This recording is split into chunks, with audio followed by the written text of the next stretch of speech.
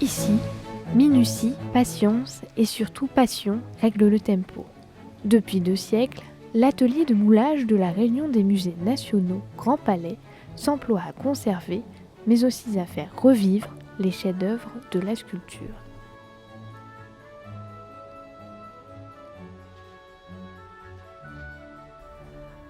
Dans les couloirs de l'atelier, aujourd'hui installé à Saint-Denis, en Seine-Saint-Denis, les bustes de Molière côtoient les Vénus de Milo. Établis dans différentes salles, une dizaine d'artisans sont à l'œuvre.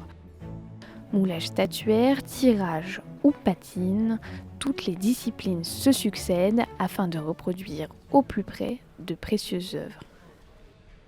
Au début de la chaîne de fabrication, le moulage.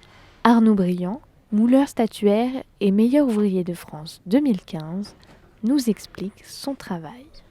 Alors le moulage statuaire, c'est toutes les techniques qui permettent de faire les prises d'empreintes des sculptures afin de les dupliquer et de les préserver. On part de la sculpture, on doit d'abord commencer un moule en réfléchissant en résonance, qu'on appelle, on résonne un moule, c'est-à-dire on définit les plans de joint, les plans de coupe, les endroits où ça va se démouler, où ça va partir en 2 parties, voilà.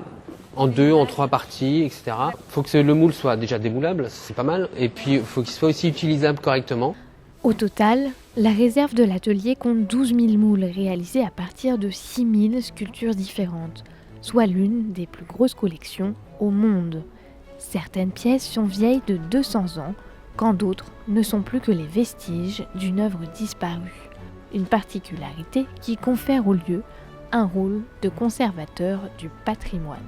Par exemple, il y a une sculpture qui est juste là, qui est une sculpture qui était sur la cathédrale de Reims, si je m'abuse. Et à l'époque, les Allemands étaient venus donc en France en 1914, pendant 14-18, et n'aimaient pas cet ange rieur.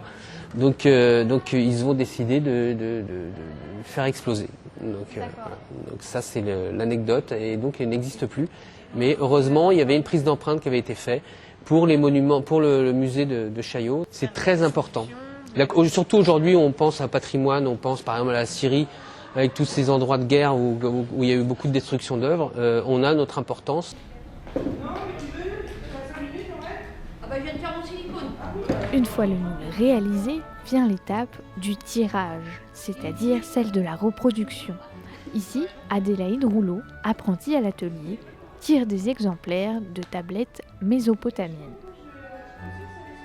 Je vais venir appliquer du plâtre dans le moule. Le moule en fait est composé d'une peau en silicone souple qui a pris les différents reliefs qu'on veut imprimer.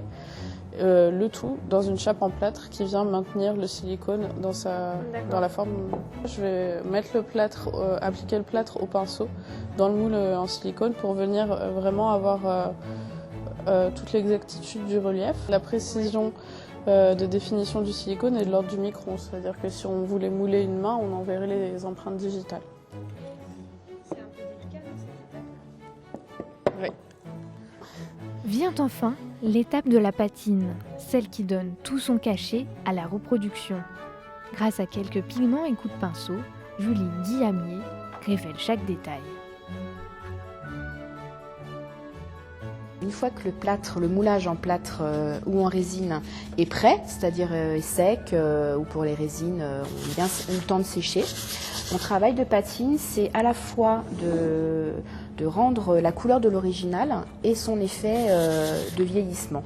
Donc par une méthode, une technique où il y aura plusieurs étapes, Le but final, c'est d'avoir une reproduction au plus proche de l'original. J'ai commencé par faire déjà une première teinte blanche, assez basique, ce que vous avez dans le pot là, et ensuite je viens placer des petites taches avec donc ces 3 pigments-là. Je reviens dessus de manière à laisser des endroits plus ou moins apparents, des endroits un peu plus dégagés, et c'est ça qui va donner l'effet du temps. Il y a évidemment une part de créativité puisque effectivement on y met notre patte, hein. Chaque patineur travaille de manière différente, mais après on est évidemment forcé quand même de se coller à l'original, c'est le but de notre métier. Chacune des pièces produites dans cet atelier est destinée à être vendue dans les boutiques des musées, aux particuliers ou encore aux institutions, comme les mairies. Elles sont reconnaissables à leur estampille, la lettre M.